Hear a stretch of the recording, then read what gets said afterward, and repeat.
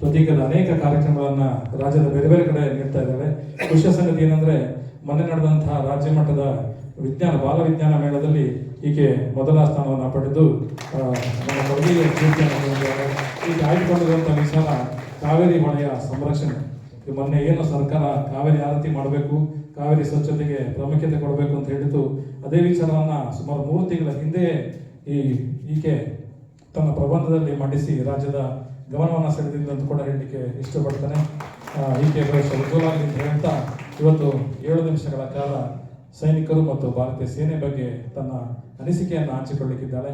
ನಾಗಲೇ ಹೇಳಿದ ಇವತ್ತಿನ ಕಾರ್ಯಕ್ರಮದಲ್ಲಿ ಯಾವುದೇ ಭಾಷಣ ಇಲ್ಲ ಅಂತ, ಆದರೆ ಭವಿಷ್ಯದ ಪ್ರಜೆಯಾಗಿ ಈಕೆಯಿಂದ ನಾವು ಕೇಳುವಂಥದ್ದು ಏನು ಅಂತ ನಾವು ಇವತ್ತು ವಿಚಾರ ಮಾಡುವಂಥ ಸಮಯ. ಹೀಗಾಗಿ ವೇದಿಕೆಯನ್ನು ಶ್ರೀಶಾಲೆಗೆ ಬಿಟ್ಕೊಡ್ತಾ ಇದ್ದೇವೆ.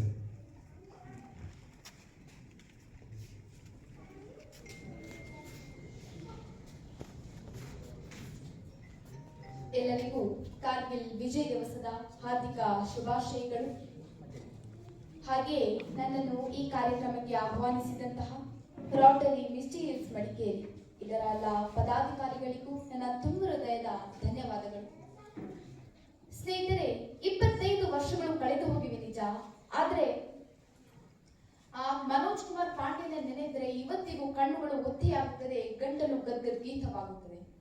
ನಾನು ಈ ಕಾರ್ಗಿಲ್ ಯುದ್ಧದಲ್ಲಿ ವೀರ ಮರಣವನ್ನು ಹೊಂದಿದಂತಹ ಕ್ಯಾಪ್ಟನ್ ಮನೋಜ್ ಕುಮಾರ್ ಪಾಂಡೆ ಅವರ ಬಗ್ಗೆ ಒಂದೆರಡು ಮಾಹಿತಿಗಳನ್ನ ತಮ್ಮ ಮುಂದೆ ಹಂಚಿಕೊಳ್ತಾ ಇದ್ದೇನೆ.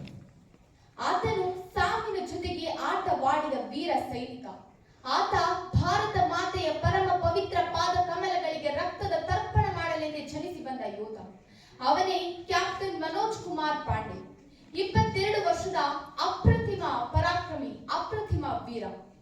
ಉತ್ತರ ಪ್ರದೇಶದ ಸೀತಾಪುರ ಜಿಲ್ಲೆಯ ಹೃದಯ ಎಂಬ ಹಿಂದುಳಿದ ಹಳ್ಳಿಯಲ್ಲಿ ಗೋಪಿಚಂದ್ರ ಪಾಂಡೆ ಹಾಗೂ ಮೋಹಿನಿ ಪಾಂಡೆ ಎಂಬ ದಂಪತಿಗಳ ವರವಾಗಿ ಬಂದವರೇ ಕ್ಯಾಪ್ಟನ್ ಮನೋಜ್ ಕುಮಾರ್ ಪಾಂಡೆ. ಲಕ್ನೋನ ಸೈನಿಕ ಶಾಲೆಯಲ್ಲಿ ವಿದ್ಯಾಭ್ಯಾಸವನ್ನು ಮುಂದುವರಿಸಿದಂತಹ ಕ್ಯಾಪ್ಟನ್ ಮನೋಜ್ ಕುಮಾರ್ ಪಾಂಡೆ ಅವರಿಗೆ ಸಣ್ಣ ವಯಸ್ಸಿನಲ್ಲಿಯೇ ದೇಶಾಭಿಮಾನವನ್ನ ಮೈಗೂಡಿಸಿಕೊಂಡಿದ್ದರು. ಮಾಧ್ಯಮಿಕ ಶಿಕ್ಷಣವನ್ನ ಮುಗಿಸಿದ ಬಳಿಕ ತನ್ನ ತಾಯಿಯ ಆಸೆಯಂತೆ ಪುಣೆಯ ಪ್ರತಿಷ್ಠಿತ ಇಂಜಿನಿಯರಿಂಗ್ ಕಾಲೇಜಿನಲ್ಲಿ ಬಿಇ ಪದವಿಯನ್ನ ದ್ವಿತೀಯ ರ್ಯಾಂಕ್ ಪಡೆಯುವ ಮೂಲಕ ಆ ಪದವಿಯನ್ನ ಮುಗಿಸ್ತಾರೆ. ಇನ್ನೇನು ನನ್ನ ಮಗನನ್ನ ಇಂಜಿನಿಯರಿಂಗ್ ಮಾಡೇ ಬಿಟ್ಟೆ ಅನ್ನೋ ತಾಯಿಯ ಕನಸು ಈಡೇರಿ ಬಿಟ್ಟು ಅನ್ನೋಷ್ಟರಲ್ಲಿ ಆ ತಾಯಿಯ ಆಸೆಗೆ ಕೊಡಲಿ ಬಿಡುತ್ತೆ. ತನ್ನ ತಂದೆ ತಾಯಿಯ ವಿರುದ್ಧದ ನಡುವೆನೂ ಕ್ಯಾಪ್ಟನ್ ಮನೋಜ್ ಕುಮಾರ್ ಪಾಂಡೆ ಮುಂದೆ ಆಯ್ಕೆ ಮಾಡಿಕೊಂಡಿದ್ದು ರಾಷ್ಟ್ರೀಯ ರಕ್ಷಣಾ ಅಕಾಡೆಮಿ ಸೈನಿಕ ಶಾಲೆಯನ್ನ. ಇದ್ದ ಒಬ್ಬ ಮಗನನ್ನ ಸೇನೆಗೆ ಕಳುಹಿಸುವ ಮನಸ್ಸಾಗಲಿ ಧೈರ್ಯ ಆಗಲಿ ಆ ತಾಯಿಗೆ ಇರಲಿಲ್ಲ. ರಕ್ತ ಬರುವಷ್ಟು ಬಿಕ್ಕಿ ಬಿಕ್ಕಿ ಅತ್ತು ಬಿಡ್ತಾರೆ. ತನ್ನ ಅಂತಾರಾಷ್ಟ್ರೀಯ ಕಂಪನಿ ಆಫರ್ ಅನ್ನ, ತಾನು ಗಳಿಸಿದ ರ್ಯಾಂಕ್ ಅನ್ನ ತ್ಯಜಿಸಿ ಬರುವುದು ಅಷ್ಟು ಸಾಮಾನ್ಯದ ಮಾತಲ್ಲ. ಅದಕ್ಕೊಂದು ಗುಂಡಿಗೆ ಬೇಕು. ಆ ಗುಂಡಿಗೆಯನ್ನು ಸಾಧಿಸಿಕೊಂಡವರು ಕ್ಯಾಪ್ಟನ್ ಮನೋಜ್ ಕುಮಾರ್ ಪಾಂಡೆ ಅವರು. ಇಂಟರ್ವ್ಯೂನಲ್ಲಿ ಸ್ಯಾಲರಿಯನ್ನ ಎಷ್ಟು ಅಕ್ಸೆಪ್ಟ್ ಮಾಡ್ತೀರಾ ಅಂತ ಕೇಳಿದಾಗ ಮನೋಜ್ ಕುಮಾರ್ ಪಾಂಡೆ ಅವರು ಕೊಟ್ಟ ಉತ್ತರ ಏನು ಗೊತ್ತೇನು? ಕೇಳಿದ್ರೆ ಮೈ ಕಣಗಳು ರೋಮಾಂಚನಗೊಂಡ್ಬಿಟ್ಟು ಅವ್ರು ಹೇಳಿದ್ದೇನಪ್ಪ ಅಂತಂದ್ರೆ, ಸರ್, ನಾನು ಸಾವಿರಗಟ್ಟಲೆ ಸಂಭಾವನೆ ಕೊಡುವಂತಹ ಖಾಸಗಿ ಕಂಪನಿಯೊಂದನ್ನು ತ್ಯಜಿಸಿ ಬಂದಿದ್ದೇನೆ. ಏಕೆಂದ್ರೆ ಕಂಪನಿಗಳು ನನಗೆ ಹಣ ಮಾತ್ರ ಕೊಡುತ್ತೆ, ಆದ್ರೆ ನನಗೆ ಬೇಕಾಗಿರುವುದು ಈ ದೇಶ ಕೊಡುವಂತಹ ಪರಮೋನ್ನತ ಪ್ರಶಸ್ತಿ. ಅದು ಯಾವುದಪ್ಪ ಅಂತಂದ್ರೆ ಪರಮ ವೀರ ಚಕ್ರ ಪ್ರಶಸ್ತಿ. ಅದು ಯಾವ ಖಾಸಗಿ ಕಂಪನಿಗಳು ಕೂಡ ಕೊಡೋದಿಲ್ಲ. ಅದು ಯಾವುದು ಕೊಡದಿದ್ರೂ ಪರವಾಗಿಲ್ಲ, ನನಗೆ ಈ ದೇಶಕ್ಕೋಸ್ಕರ ಹೋರಾಡುವ ಒಂದೇ ಒಂದು ಅವಕಾಶ ಮಾಡಿಕೊಡಿ ಸಾಕು ಅಂತ ಹೇಳಿದಾಗ ಸೇನಾಧಿಕಾರಿಗಳು ಮೂಕ ವಿಸ್ಮಿತರಾಗಿ ಹೋಗ್ತಾರೆ. ಅದೇನು ಶಕ್ತಿ, ಅದೇನು ಭಕ್ತಿ, ಅದೇನು ಪ್ರೇಮ. ಎಲ್ಲ ಪರೀಕ್ಷೆಗಳಲ್ಲೂ ತೇರ್ಗಡೆ ಹೊಂದಿ 1997ರಲ್ಲಿ ಸೇನೆಗೆ ಸೇರಿದಂತಹ ಮನೋಜ್ ಕುಮಾರ್ ಪಾಂಡೆ ಅವರು ಇನ್ನು ಸೇನಾ ವಾಹಿನಿಯ ಮೊದಲ ಅಧಿಕಾರಿಯಾಗಿ ನೇಮಕರಾಗ್ತಾರೆ. ಅವರ ಸೇನಾ ವಾಹಿನಿಗೆ ಆಪರೇಷನ್ ಅವಕಾಶಗಳು ಬಂದಾಗ ಅವರು ಸೇನಾ ಕಮಾಂಡಿಂಗ್ ಆಫೀಸರ್ಗೆ ಪತ್ರ ಬರಿತಾ ಇದ್ರಂತೆ.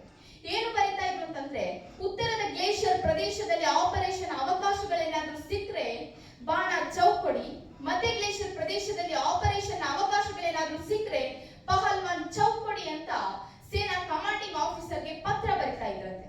ಅಂದಾಗೆ ಈ ಬಾಣ ಚೌಕ್ ಮತ್ತು ಪಹಲ್ವಾನ್ ಚೌಕ್ ಏನಿದೆಯಲ್ಲ, ಇದು ಮಿಲಿಟರಿ ಆಪರೇಷನ್ ನ ಅತ್ಯಂತ ಕ್ಲಿಷ್ಟ ಹಾಗೂ ಕನಿಷ್ಠ ಜಾಗಗಳಾಗಿರುತ್ತದೆ. ಇಂತಹ ಒಂದು ಪ್ರದೇಶದಲ್ಲಿ ಕೆಲಸ ಮಾಡೋದಕ್ಕೆ ಅವಕಾಶ ಮಾಡಿಕೊಡಿ ಅಂತೇಳಿ ಸೇನಾ ಕಮಾಂಡಿಂಗ್ ಆಫೀಸರ್ಗೆ ಪತ್ರ ಬರಿತಾ ಇದ್ರು ಅಂತಂದ್ರೆ ಆ ಮನುಷ್ಯನ ಶಕ್ತಿ, ಆ ಮನುಷ್ಯನ ಆತ್ಮಸ್ಥೈರ್ಯ ಎಷ್ಟಿತ್ತು ಅಂತ ನೀವೇ ಒಮ್ಮೆ ಕಲ್ಪನೆ ಮಾಡ್ಕೊಳ್ಳಿ. ಕ್ಯಾಪ್ಟನ್ ಪದವಿಯನ್ನು ಪಡೆದಂತಹ ಅತ್ಯಂತ ಕಿರಿಯ ಎಂಬ ಹೆಗ್ಗಳಿಕೆಗೆ ಪಾತ್ರರಾದಂತಹ ಅವರು ಗೋರ್ಖಾ ರೆಜಿಮೆಂಟ್ ನ ಅತ್ಯಂತ ಪರಾಕ್ರಮಿ ವೀರ ಕೂಡ ಆಗಿರ್ತಾರೆ. ಇಡೀ ಜೀವನ ಪೂರ್ತಿ ಅವರು ಕಾಯ್ತಾ ಇದ್ದಂತಹ ಆ ಸಮಯ ಬಂದೇ ಬಿಡ್ತು. ಅದೇನಪ್ಪಾ ಅಂದ್ರೆ ಅದೇ ಕಾರ್ಗಿಲ್ ಯುದ್ಧ. ಅದು ಕಾರ್ಗಿಲ್ ಯುದ್ಧದ ಸಮಯ ಆಗಿರುತ್ತೆ. ಪಾಪಿ ಪಾಕಿಸ್ತಾನದ ಜೊತೆಗೆ ಭಾರತದ ನೂರಾರು ಮಂದಿ ಭಾರತೀಯರು ಹಾಗಾಗ್ಲೇ ಪ್ರಾಣಾರ್ಪಣೆಯನ್ನ ಮಾಡಿರ್ತಾರೆ. ಇನ್ನು 15,000 ಅಡಿ ಎತ್ತರದ ಕಿರಿದಾದ ಬೆಟ್ಟದ ಜೊತೆಗೆ -30 ಡಿಗ್ರಿ ಮೈಕೊರೆಯುವ ಚಳಿ ಅಷ್ಟೇ ಅಲ್ಲದೆ ಪಾಪಿ ಪಾಕಿಸ್ತಾನದ ಸೈನಿಕರಿಂದ ಗುಂಡಿನ ಗ್ರೆನೇಡ್ ನ ಮಳೆ ಸುರಿತಾ ಇತ್ತು. ಮನೋಜ್ ಕುಮಾರ್ ಪಾಂಡೆ ಹಾಗೂ ಅವನ ತಂಡ ಆಹಾರ ಮತ್ತು ಗುಂಡುಗಳನ್ನು ತುಂಬಿದಂತಹ 100 ಕೆಜಿಗಿಂತಲೂ ಅಧಿಕ ಭಾರದ ಬ್ಯಾಗ್ಗಳನ್ನ ಹೊತ್ತು ಆ ಬೆಟ್ಟದ ಮೇಲೆ ಏರಬೇಕಾಗಿರುವಂತಹ ಟಾಸ್ಕ್ ಸಿಗುತ್ತೆ. ಹಗಲಲ್ಲಿ ಕಷ್ಟಕರವಾದಂತಹ ಕೆಲಸವನ್ನ ಕ್ಯಾಪ್ಟನ್ ಮನೋಜ್ ಕುಮಾರ್ ಪಾಂಡೆ ಅವರು ತನ್ನ ಚಾಣಾಕ್ಷತನದಿಂದ ರಾತ್ರಿಯೇ ಮಾಡಿ ಮುಗಿಸ್ತಾರೆ. ಆ ಬೆಟ್ಟವನ್ನ ಏರಿ ಆ ಪಾಕಿಸ್ತಾನಿಗಳನ್ನ ನೆಲಕ್ಕುರುಳಿಸಿ ಆ ಬೆಟ್ಟವನ್ನ ವಶಪಡಿಸಿಕೊಳ್ತಾರೆ. ಹೀಗೆ ಇರ್ಬೇಕಾದ್ರೆ ಇನ್ನೊಂದು ಬೆಟ್ಟದ ಕಡೆಗೆ ಅಂದ್ರೆ ಆ ಮರುದಿನ ಜುಲೈ 3, 1999ರಂದು ಅವರ ತುಕಡಿ ಕಲ್ವಾರ್ ಶಿಖರದ ಕಡೆಗೆ ಮುಂದಡಿ ಇಡ್ತಾ ಇರುತ್ತೆ. ಕ್ಯಾಪ್ಟನ್ ಮನೋಜ್ ಕುಮಾರ್ ಪಾಂಡೆ ಅವರು ತನ್ನ ಕೈಯಲ್ಲಿದ್ದಂತಹ 2 ಗ್ರೆನೇಡ್ ಅನ್ನ ಪಾಕಿಸ್ತಾನದ ಸೈನಿಕರಿರುವಂತಹ ಬಂಕರ್ಗಳಿಗೆ ಎಸೆಯುತ್ತಾರೆ. 2 ಬಂಕರ್ಗಳು ಚಿತ್ರವಾಗಿ ಹೋಗುತ್ತವೆ. ಅಷ್ಟೊತ್ತಿಗಾಗಲೇ ಶತ್ರುಗಳ ಕಡೆಯಿಂದ ಬಂದಂತಹ ಗ್ರೆನೇಡ್ ಮನೋಜ್ ಕುಮಾರ್ ಪಾಂಡೆ ಅವರ ಬಲಗೈ ಪಕ್ಕದಲ್ಲಿ ಸಿಡಿದು ಅವರ ಬಲಗೈ ಜೋತು ಬೀಳುತ್ತೆ. ಸಾವು ನರ್ತನಾಡ್ತಾ ಇದ್ರು. ಕೊಂಚ ಎದೆಗುಂದದೆ ಎದರದೆ ಅವರು ತನ್ನ ಮತ್ತೊಬ್ಬ ಸ್ನೇಹಿತನನ್ನ ಕರೆದು ಹೇಳ್ತಾರೆ, ನನ್ನ ಬೆಲ್ಟ್ ಸಡಿಲ ಮಾಡಿ ನನ್ನ ಕೈಯನ್ನ ಅದರಲ್ಲಿ ಹಾಕಿ ಕಟ್ಟಿ ಬಿಡು, ಏಕೆಂದ್ರೆ ಗ್ರೆನೇಡ್ ಎಸೆಯಲು ಈ ಕೈ ಬಿಡ್ತಾ ಇಲ್ಲ ಯಾಕೋ ಅಂತ ಹೇಳ್ತಾರೆ. ಉಳಿದ ಸೈನಿಕರೆಲ್ಲ ಓಡ್ತಾ ಇರಬೇಕಾದ್ರೆ ಹರಿದು ಛಿದ್ರವಾಗಿ ರಕ್ತ ಹರಿತಾ ಇದ್ದಂತಹ ತನ್ನ ಕೈಯನ್ನ ಸೊಂಟಕ್ಕೆ ಕಟ್ಟಿಕೊಂಡು ಮತ್ತೆರಡು ಗ್ರೆನೇಡ್ ಅನ್ನ ಪಾಕಿಸ್ತಾನ ಸೈನಿಕರಿರುವಂತಹ ಬಂಕರ್ಗಳಿಗೆ ಎಸೆಯುತ್ತಾರೆ. ಸಾರ್ಥಕವೆಂಬಂತೆ ಆ ಬೆಟ್ಟದ ಎಲ್ಲಾ ಬಂಕರ್ಗಳು ನಾಶವಾಗಿ ಆ ತ್ರಿವರ್ಣ ಧ್ವಜವನ್ನ ಆ ಬೆಟ್ಟಕ್ಕೆ ನೆಟ್ಟಿರ್ತಾರೆ. ಅಷ್ಟೊತ್ತಿಗಾಗಲೇ ಕ್ಯಾಪ್ಟನ್ ಮನೋಜ್ ಕುಮಾರ್ ಪಾಂಡೆ ಅವರು ಕುಸಿದು ಬಿದ್ದುಬಿಡ್ತಾರೆ. ಅವರ ಸ್ನೇಹಿತರು ಹೇಳಿರುವಂತೆ ಅವರ ಕೊನೆಯ ಕ್ಷಣದಲ್ಲೂ ಕೂಡ ಅವರ ಕಣ್ಣಲ್ಲಿ ಆ ಗೆಲುವಿನ ತೇಜಸ್ಸು ಕಂಗೊಳಿಸ್ತಾ ಇರ್ತಿತ್ತು. ಉಸ್ಕೋ ಮತ್ ಛೋಡ್ ದೋ ಸಬ್ಕೋ ಮಾರ್ ದೋ, ಉಸ್ಕೋ ಮತ್ ಛೋಡ್ ದೋ ಸಬ್ಕೋ ಮಾರ್ ದೋ ಎಂಬ ಕೊನೆಯ ಸಾಲುಗಳನ್ನು ಹೇಳುತ್ತಾ ಭಾರತಾಂಬೆಯ ಪಾದಕ್ಕೆ ಸೇರಿಬಿಡ್ತಾರೆ. ಮೀಸೆ ಸರಿಯಾಗಿ ಬಾರದ 22 ವಯಸ್ಸಿನ ಮುಗ್ಧ ಜೀವ ಪರಾಕ್ರಮವನ್ನ ಮೆರೆಸಿ ಇದಾಗಲೇ ತನ್ನ ಪ್ರಾಣ ಪಕ್ಷಿಯನ್ನ ಓಡಿಸಿಬಿಟ್ಟಿತು. ಅವರಿಗೆ ಕಾರ್ಗಿಲ್ ಯುದ್ಧ ಮುಗಿದ ಬಳಿಕ ಈ ದೇಶದ ಪರಮೋನ್ನತ ಪ್ರಶಸ್ತಿಯಾದಂತಹ ಪರಮ ವೀರ ಚಕ್ರ ಪ್ರಶಸ್ತಿಯನ್ನು ಕೊಟ್ಟು ಗೌರವಿಸಲಾಗುತ್ತದೆ. ಅಲ್ಲಿಗೆ ಆ ಅಪ್ರತಿಮ ಜೀವದ ಕನಸು ಸಾಕಾರಗೊಂಡಿರುತ್ತೆ. ಅದಾದ ಮೇಲೆ ಅವರ ಡೈರಿಯೊಂದರಲ್ಲಿ ಬರೆದಿದ್ದಂತಹ ವಾಕ್ಯ ಎಂಥವರ ಮೈ ಕೂಡ ಚೆಲ್ಲಲಿದೆ. ಏನು ಬರೆದಿದ್ರು ಅಂತಂದ್ರೆ, ಒಂದು ವೇಳೆ ನನ್ನ ಜೀವನದಲ್ಲಿ ನನ್ನ ಸಾಮರ್ಥ್ಯವನ್ನ ತೋರಿಸುವ ಮೊದಲೇ ಮೃತ್ಯು ಏನಾದ್ರೂ ಎದುರಾದ್ರೆ ನಾನು ಆ ಮೃತ್ಯುವನ್ನ ಹಿಂದೆ ಮುಂದೆ ನೋಡಿದವ್ರು ಕೊಂದು ಹಾಕಿ ಬಿಡ್ತೇನೆ ಅಂತ ಅವರ ಡೈರಿಯಲ್ಲಿ ಬರೆದಿದ್ರಂತೆ.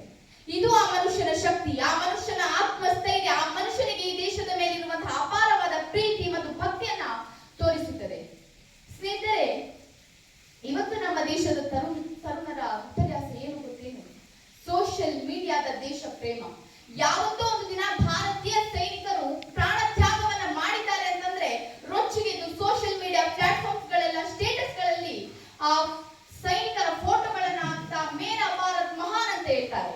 ಅದೇ ತರುಣರು ರಿಪಬ್ಲಿಕ್ ಡೇಗೋ ಇಂಡಿಪೆಂಡೆನ್ಸ್ ಡೇಗೋ ಸಿಕ್ಕ ರಜವನ್ನ ಒಂದಿನ ಸಿಕ್ತಲ್ಲ ಮಲಗೋಣ ಅಂತ ಮಲಗಿ ಕಳೀತಾ ಇದ್ದಾರೆ. ನಮ್ಮ ದೇಶದ ದುರ್ದೈವ ಅಲ್ವಾ? ಸೈನಿಕ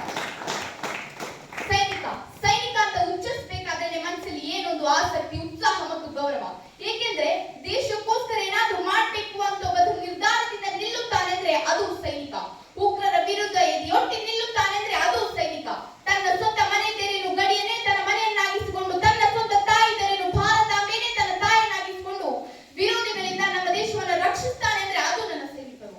ಆದ್ರೆ ವಿಪರ್ಯಾಸ ಏನಪ್ಪಾ ಅಂದ್ರೆ, ಯಾವಾಗ ಗಡಿಯಲ್ಲಿ ಉಗ್ರರು ಸುಳ್ಳು ಯುದ್ಧ ನಡೆದು ನಮ್ಮ ವೀರ ಯೋಧರು ಅವರನ್ನು ಹಿಮ್ಮೆಟ್ಟಿ ಪ್ರಾಣ ತ್ಯಾಗ ಮಾಡುತ್ತಾರೋ ಅವತ್ತಷ್ಟೇ ನಾವು ಸೈನಿಕರ ಕೊಡುಗೆಯನ್ನು ಸ್ಮರಿಸುತ್ತೇವೆ ಸ್ನೇಹಿತರೆ. ಹೀಗೆ ಹಗಲು ರಾತ್ರಿ ವ್ಯತ್ಯಾಸ ಇಲ್ಲದೆ ಗಡಿಯಲ್ಲಿ ನಮ್ಮ ದೇಶವನ್ನ ಕಾಯ್ತಾ ಇರೋ ಭಾರತೀಯ ಸೈನಿಕರಿಗಾಗಿ ನಾವೇನು ಕೊಟ್ಟಿದ್ದೀವಿ? ರಾಷ್ಟ್ರ ಧ್ವಜವುದು ಮನೆಗೆ ಬಂದಾಗ ಒಂದು ಸಾರಿ ಅಯ್ಯೋ ಪಾಪ ಅಂತ ಹೇಳುದು ಬಿಟ್ರೆ ಅವರಿಗೆ ನಮ್ಮಿಂದ ಸಿಗುತ್ತಿರೋದಾದ್ರೂ ಏನು? ಸೈನಿಕರದ್ದು ಥ್ಯಾಂಕ್ಲೆಸ್ ಜಾಬ್ ಆಗಬಾರದು. ಅದಕ್ಕೆ ಯಾವತ್ತಾದ್ರೂ ಒಂದು ದಿನ ನಿಮ್ಮ ಮುಂದೆ ಒಬ್ಬ ಸೈನಿಕ ಸಿಕ್ಕರೆ ಅವರನ್ನ ಪ್ರೀತಿ